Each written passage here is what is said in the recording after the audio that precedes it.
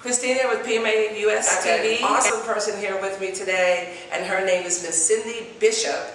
And what I love about my show is I meet people randomly, and sometimes we don't get to chat much about who they are and what they do. But I found out enough about her that I know we need to talk with her today. So, now, the other thing is, everybody knows, I think right now, that I'm going to be transitioning into On Point with Cristina. So keep your eye out for my logo, and some more information is coming up on my YouTube channel at PMA US TV with Cristina. That's where you are now, right? Okay, we got that. All right, so now she just handed me this paperwork, so this is awesome. And let's see, professional experience and all of these credentials. But she said something to me that's essential right now that we're going to talk about. And that is that you have been through a lot of stuff. Yes. More stuff than me in different ways, because we all have things we go through that are diverse. So let's start when you were 8. Can we go to when you were 8? What were you thinking and what did you want? Where were you in life at that time? All right, I can tell you exactly. I'm Cindy Bishop, and I'm an RN BSN. Actually invented a business. I'm a medical care advocate. And for all of you out there, I've actually been through 49 layoffs, mergers. I've been in over 28 accidents and have died on the table in 2010 and had every challenge that you can have in your life. Wow. And she's fabulous. She's beautiful. So wait a minute, one thing I want to do, because I mentor young people and a lot of them don't know what those initials stand for. Oh, pardon me. It is a registered nurse with a bachelor's degree in science. Okay. And I got that here locally from FCCJ and University of North Florida. So you can also get an education. You just got to get out there and find the right people. And this is what this is all about. This is what On Point with Cristina is about. PMA US TV is about.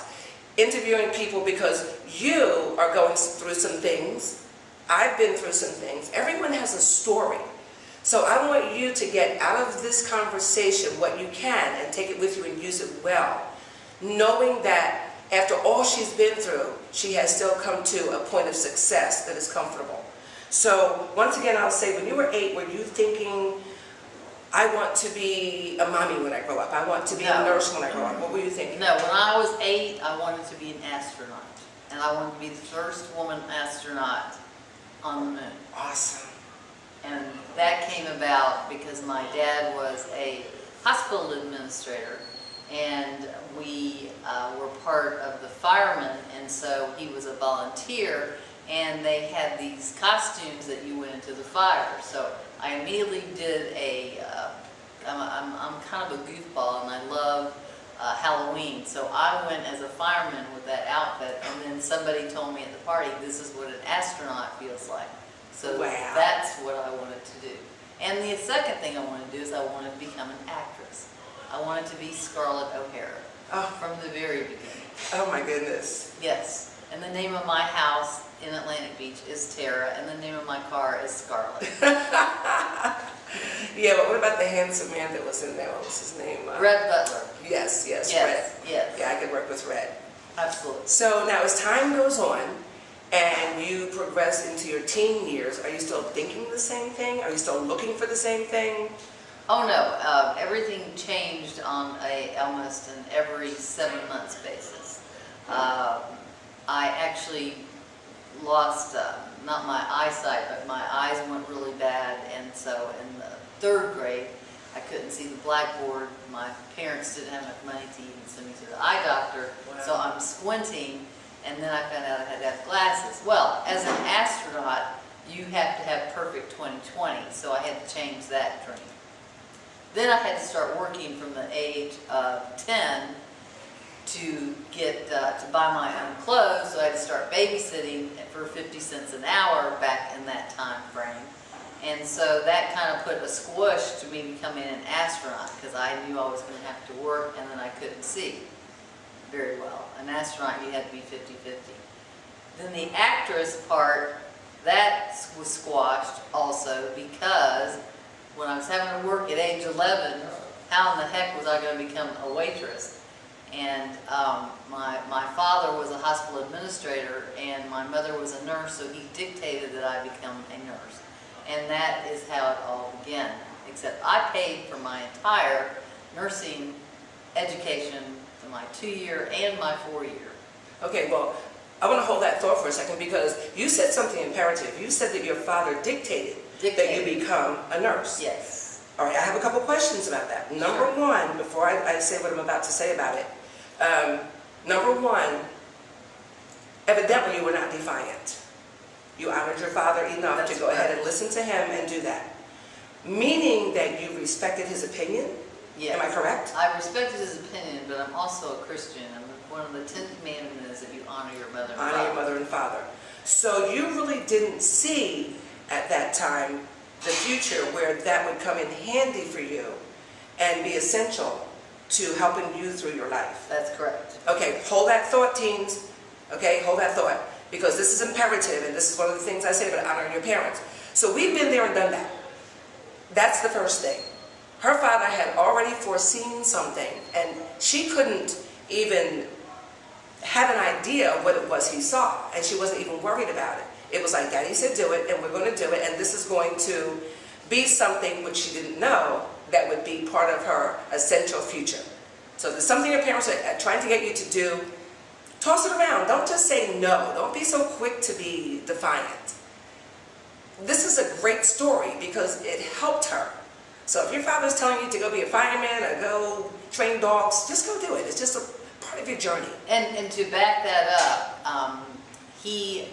I worked at age 11 before I could babysit, and I had to work in the dietary department at Riverside Hospital, which, again, that was dictated, and then went from dietary to medical records to becoming a nurse's aide and waiting on older folks. So that's why I have my chutzpah now, because I have done everything that I had to do to where I am right now. Chutzpah means you're the boss. You got it. You're on point. So, okay, that's great. So now, when did you become a nurse finally? When did you get out of school and just go for that career? Okay. And to back it up, many people have helped me in my life. And the one thing you got to do is get out there and network. And I worked for OC's Apothecary when I was 16 years old. I was his delivery girl. And he knew I was going to become a nurse. And I worked for him from age 16 until 24. So I worked for him part-time, and he helped me as I was becoming a nurse. So I went from junior high school to working almost 7 jobs, to working for him on Saturdays and working in the hospital, to becoming a nurse at FCCJ. That was 1972. Went directly from Wolfson, June, and then started the fall semester. Wow. Okay. Wow. No break whatsoever, and then worked 4 or 5 jobs during my college. Okay, so now, what was your your dad's profession? He was a hospital administrator at Riverside. Oh, now we know why he wanted her to be a nurse. That's interesting. We came here during Hurricane Dora in 1964 from Corbin, Kentucky. And of interest, we lived next door to Colonel Sanders, and we lived in a shack, literally. I have a brother and sister, and we lived at the bottom of his farm in a little baby shack, okay? That's amazing. And he and Colonel Sanders were in the JCs together. And that's how we arrived. This is awesome. This is amazing. I love this. It's even giving me encouragement. I love it.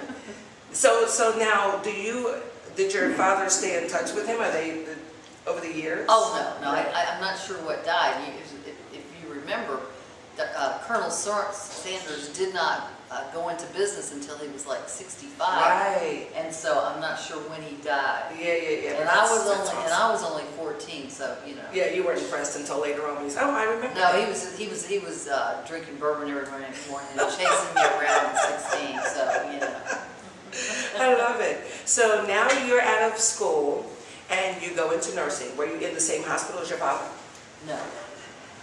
I actually moved as far away as I could from Jacksonville because I had fallen in love with a gentleman, And so when I graduated, I went with my two best friends from high school and went to the Medical College of Virginia.